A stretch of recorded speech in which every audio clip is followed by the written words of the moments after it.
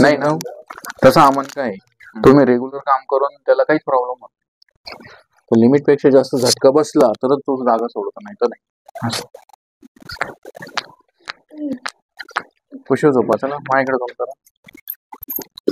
करा शिवाय करा.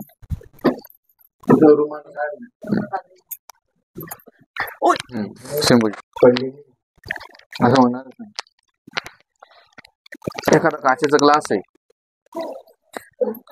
दुखलं इथं मोठा गॅप आहे. लई दिवसा फोटो पडेल. दुखलं इथं कुठं कुठून बसा. आता यांच्या कमरामध्ये 2 ठिकाणी गॅप आहे. कमरामध्ये L4 L5 असं मध्ये 4थ्या 5व्या आणि 6व्या मध्ये, म्हणजे त्या ठिकाणी तुमच्या कमरामध्ये गॅप पडून भरपूर दिवस झाले. पण पहिले तुम्हाला फक्त टिच भरायचं कमरामध्ये, चमक भरायची. पण एखादी गोळी खाल्ली, शेकवलं वगैरे ते बरं होऊन जायचं. पण आता काय झालं, त्याच्यातले जे कार्टिलेज आहे का ते फाटून बाहेर आले, घसले गेले. म्हणून तिथून रक्तपुरवठा दोन्ही मांड्यांना, पोटऱ्यांना, टाचाला होत नाही.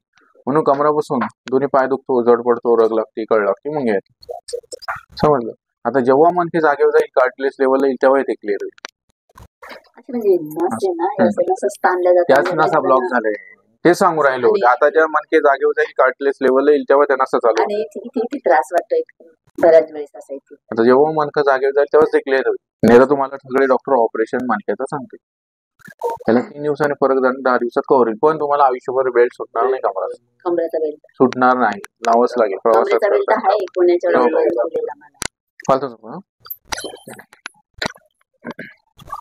पूर्ण पालतो. आता याला सायटिका प्रॉब्लेम होता, याला आयुष्यभर नियम आहे. फालतू झोपायचा नाही, 15 किलोच्या पुढे वाकून वजन उचलायचं नाही, जाड गादी जाड सोप्या बसायचं, झोपायचं नाही, लिमिट पेक्षा जास्त वजन उचलायचं नाही, 30 डिग्रीत बसायचं नाही, वाकून जास्त काम करायचं नाही. या गोष्टी लक्षात ठेवा. म्हणून कमरापासून दोन्ही पाय दुखता, जड पडता, रग लागते, कळ लागते, मुंग्या येतात आमच्या पायाला. हो की नाही? पाय सुखात चालले द्यायचे, पाय ढिला सोडायचा. पाय ढिला सोडत नाही, कमरावर पडेल तुम्ही 15-20 वर्षापूर्वी, आठवतं का? एखादा काचेचा ग्लास आहे, तो ठेवून ठेवून फुटणार आहे का? नाही ना. तसं आमन काय तुम्ही रेग्युलर त्याला काही प्रॉब्लेम. लिमिट पेक्षा जास्त झटका बसला तरच तो जागा सोडतो, नाही तर अशी रिलॅक्स एकदम. खुशी झोपा, चला माझ्याकडे करा शिवाय. हा ठीक आहे.